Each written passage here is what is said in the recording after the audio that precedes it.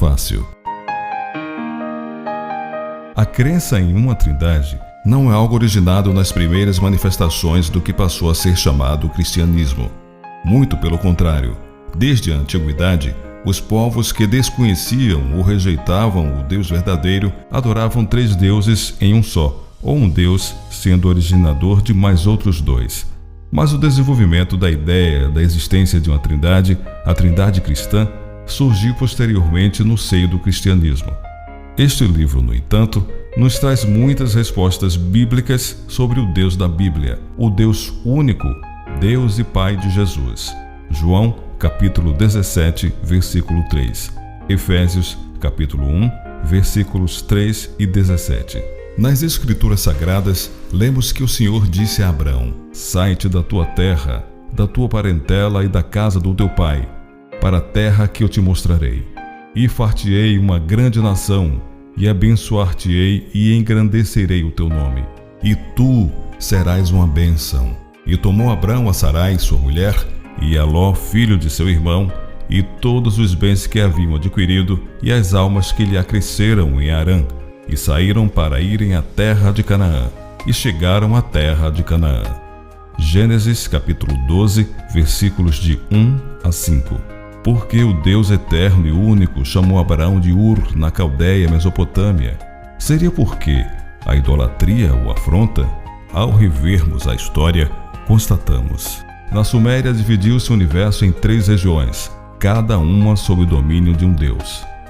Anu regia o céu, Enlil a terra e Ia as águas. Na Babilônia, venerava-se a um deus de três cabeças, parte de sua mitologia, e usava-se o triângulo equilátero também como um emblema da trindade como unidade. Já na Índia, criam em três deuses, Brahma, Vishnu e Shiva ou Siva. No Egito, existiam trindades como Amon, Ré, Ptah, Osíris, Ísis e seu filho Horus. Na Grécia, os deuses eram Zeus, Poseidon e Adonis. No século IV a.C., Aristóteles escreveu: todas as coisas são três, e três vezes é tudo, e vamos usar esse número na adoração dos deuses. Pois, como dizem os pitagóricos, tudo e todas as coisas são limitadas por três. O fim, o meio e o início têm este número em tudo, e este compõe o número da trindade. Os fenícios adoravam o Lomos, o Lusóros e Elium. Em Roma, adoravam Júpiter, Netuno e Plutão. Nas nações germânicas, eram chamados de Wodan, Thor e Frico. E sobre os celtas, uma fonte diz: as divindades pagãs antigas dos irlandeses, Creosan, Biocena e Siva ou Shiva, são sem dúvida o Krishna, Vishnu ou o todo incluso, Brahma e Siva, Shiva dos hindus. Assim sendo, há vários indícios de que a origem do Deus Trino seja inteiramente pagã, politeísta, nada tendo a ver com as escrituras sagradas, cuja extensão é completamente monoteísta. Embora os defensores da trindade cristã aleguem diferenças entre esta e aquelas, querendo justificar a sua existência, afirmando ser a diferença apenas conceitual, pois se admite que há três personalidades distintas na trindade, logo dizer que não são três deuses é pura convenção. O Salvador, Jesus Cristo e seus apóstolos nunca ensinaram ou pregaram tal divindade trina, o que pode ser constatado em todo o Novo Testamento. Igualmente, em todo o Antigo Testamento, os profetas jamais usaram tal palavra ou conceito. Só no quarto século da nossa era é que tal conceito começou a ser oficializado, dogmatizado, no Concílio de Nicéia, no ano 325 d.C., quando Jesus passou a ter o status de Deus Filho igual ao Pai, e consolidado no Concílio de Constantinopla no ano 381 d.C., quando o Espírito Santo de Deus passou a ser o Deus Espírito Santo. Duas expressões inexistentes em toda a palavra de Deus, contribuindo para a elaboração do conceito de uma trindade, adaptando e trazendo para o seio do cristianismo a crença dos pagãos desde os tempos mais remotos. Marcava-se ali, nesses concílios, a romanização da palavra de Deus. Os cristãos da primeira igreja dos apóstolos exaltavam a Deus o Pai e a Jesus Cristo, o Filho desse Deus, e cheios do Espírito Santo, glórias, virtudes e poderes de Deus, proclamavam o evangelho salvífico do Senhor Jesus Cristo. Todo ser pensante tem um nome, e em todas as escrituras sagradas, nenhuma vez sequer o Espírito Santo, que não é um nome próprio, recebe um nome. Portanto, absolutamente, como mostrado neste livro, não se faz referência a uma terceira pessoa de uma suposta trindade, mas às virtudes, glórias, mente e poderes de Deus, presença do Pai e do Filho em nós e no universo. O Espírito Santo é Ruach HaKodesh, o sopro do Todo-Poderoso Yahvé, sua ação benfazeja, criadora, mantenedora. Em 1ª Carta aos Coríntios, capítulo 2, versículo 11, lemos que é o Espírito do homem quem sabe as coisas do homem, e assim também, da mesma forma, ninguém sabe as coisas de Deus, senão o Espírito de Deus. Quando alguém utiliza este verso para provar que, por conhecer as coisas de Deus, o Pai, o Espírito de Deus é uma terceira pessoa de uma Santíssima Trindade, incorre em grave erro. Não se pode utilizar este verso porque o Espírito do homem, que sabe as coisas do homem, não é uma outra pessoa dentro do próprio homem. E se o Espírito Santo de Deus é uma terceira pessoa, onde está o Espírito do Espírito? O dogma trinitário é confuso em seus conceitos e epistemologia.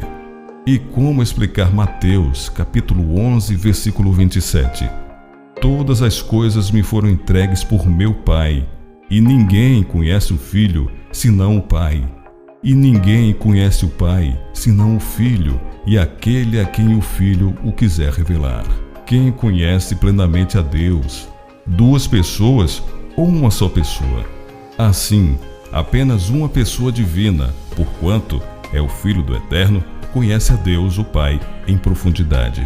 Jesus, o Cristo, como o conhece? Por ter o seu Espírito, sua virtude, por tudo aquilo que o Pai lhe concedeu.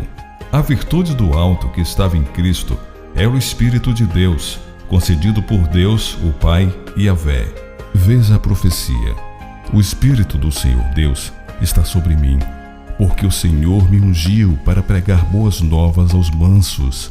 Enviou-me a restaurar os contritos de coração, a proclamar liberdade aos cativos e a abertura de prisão aos presos, a apregoar o ano aceitável do Senhor e o dia da vingança do nosso Deus, a consolar todos os tristes. Isaías, capítulo 61, versículos 1 e 2. Agora, veja seu cumprimento. E chegando a Nazaré, onde fora criado, entrou num dia de sábado, segundo o seu costume, na sinagoga e levantou-se para ler. E foi-lhe dado o livro do profeta Isaías. E quando abriu o livro, achou o lugar em que estava escrito: O Espírito do Senhor é sobre mim, pois que me ungiu para evangelizar os pobres. Enviou-me a curar os quebrantados de coração, a pregar liberdade aos cativos e restauração da vista aos cegos, a pôr em liberdade os oprimidos, a anunciar o ano aceitável do Senhor. E, cerrando o livro e tornando-o a dar ao ministro, assentou-se. E os olhos de todos na sinagoga estavam fitos nele. Então começou a dizer-lhes: Hoje se cumpriu esta escritura em vossos ouvidos. Lucas, capítulo 4, versículos 16 a 21. Na presente obra, o seu autor, o psicólogo Marcos Avelar, estudante dedicado das Escrituras Sagradas, brinda a todo investigador e a toda investigadora da Palavra de Deus, de forma bem concatenada, com uma abundante apresentação de versos bíblicos que sublimam a verdade do Deus Todo-Poderoso, Yahvé, o Deus e Pai do nosso Senhor Jesus Cristo, Yeshua HaMashiach. O autor, com muito discernimento da segunda palavra profética, mostra em seu livro muitos textos bíblicos com as características do Deus único, o Pai, e de seu Filho Jesus, que os tornam pessoas muito distintas, únicas no universo, assim como seu povo é único, independente de local onde esteja, de placa denominacional, etc. Desta forma, podem-se cumprir as características distintivas de Apocalipse capítulo 14, versículos 1 e 12, as quais, em hipótese alguma, admitem uma trindade ou a participação do povo de Deus em ecumenismo. Outro aspecto destacado sobejamente neste importante livro é a preeminência do nome de Jesus, pelo mesmo ter vencido na cruz, em nome de quem devem ser feitas expulsões de demônios, curas, ressurreições, milagres e, como o texto ordena, fazei tudo em nome do Senhor Jesus. Colossenses capítulo 3, versículo 17. Inclusive o batismo, conforme textos elucidativos encontrados no livro de Atos. Atos capítulo 2, versículo 38, capítulo 8, versículo 16, capítulo 10, versículo 48 e capítulo 19, versículo 5. Na Catedral de Lund, na Suécia, em 31 de outubro de 2017, nos 500 anos da Reforma Protestante, ao invés de se comemorar aniversário tão importante na história do cristianismo e da pregação da palavra do Deus vivo, essa data foi transformada no dia oficial do fim do protesto. Nessa ocasião, foram colhidas assinaturas para um pacto equivocado, que tem bases, primeiro, na Trindade e segundo, em que agora existe uma só Igreja Católica, santa e de Deus na nova sociedade. Firmado por mais de 1.400 representantes de denominações, tais como luterana, já de volta a Roma, batista, presbiteriana, adventista do sétimo dia, Assembleia de Deus, etc. Acredita-se que seja esta a nova ordem mundial, a união das igrejas, preparando o mundo para o reinado do Anticristo, mundo de uma só religião, centrada no culto ao Deus Trino. Enfim, por qual motivo as igrejas não abrem mão da Trindade, a despeito de a mesma ser um insulto ao Deus eterno? Não terás outros deuses diante de mim. Êxodo, capítulo 20, versículo 3. E ao seu filho. Seria porque o sistema apóstata trocou a verdade pelo paganismo, que é muito popular e lhes dá poder temporal, muito dinheiro e outros bens, ainda que com perda da salvação? Esta obra destina-se a membros de todas as denominações religiosas, pastores, bispos, padres, teólogos, apologistas e demais líderes religiosos. Assim, creio que depois da leitura deste livro ou audição deste audiobook, você estará espiritualmente mais próximo do único Deus verdadeiro, Deus e Pai de Jesus. Recomendo a leitura deste livro ou audição deste audiobook, porque estou convicto que existem muitas pessoas sinceras que estão em busca das verdades bíblicas e abertas às verdades reveladas pelo Espírito Santo de Deus. E nesta segunda edição, houve mudanças principalmente quanto aos anexos, detalhando-se ainda mais questões relacionadas com o Espírito de Cristo, por exemplo, entre algumas outras.